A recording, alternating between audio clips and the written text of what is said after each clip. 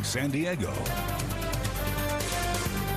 The Salk Institute for Biological Studies has received a $1.5 million grant to fund studies on visual function. Now, the majority of that funding is going to help support a project looking at how our visual sense changes. And joining me now to talk about this is the director of Salk's Vision Center Laboratory, Professor Thomas Albright. Professor, good to talk with you tonight. Good to talk with you. Okay, so I read an overview of your study, some of the questions. Let's start with this. So how much of the information that we take in all day, all night actually comes from our vision, our sight?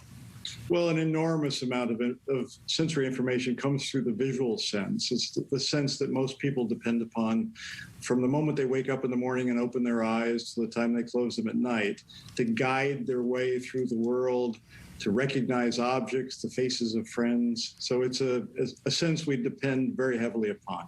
So in this project, you're asking how the brain knows what visual details to pay attention to and which ones to ignore. How are you going on getting the data for that? So what my laboratory does is study the brain basis of visual perception, visual memory, and visually guided behavior. We've been doing this for a while. We know a lot about how the visual system actually works, how the eyes acquire visual information, how that information is carried up to the rest of the brain, and how the circuits in the brain enable you to extract basic features of a visual image, things like color and motion and shape, to recognize faces, for example. And what we're doing in this project is looking at the plasticity of those systems. That is, we know a lot about how the system works in a static state, but we want to see how it changes with visual experience over the course of aging or with experience with new visual tasks. And the goal of that, of course, is to be able to understand mechanistically what's going on when we acquire new visual tasks or when we lose the ability to perform visual tasks as we age. When you say a visual task, what exactly are you meaning in layman's terms? Well, things like, in our case, what we're interested in is plasticity. So it's things like learning to fly an airplane, for example, which depends very heavily upon visual sense of sight, your ability to process visual information, or comparison of fingerprints, a standard process in forensic science, is deciding whether two fingerprints are the same or not. Or a person who examines a diamond to determine the quality of the diamond. There's certain things you have to look for, and you learn those things with experience. And those are the kinds of tasks that we're interested in. It's so interesting because a lot of this sounds like almost AI for the human brain. Is there any truth to, reading a lot as far as I know if I have my glasses on and I'm reading on the computer or reading a book that you get the tired eyes? Is that really your eyes getting tired, or is it whatever's going on between my eyes to my brain that is starting to wear out or get tired?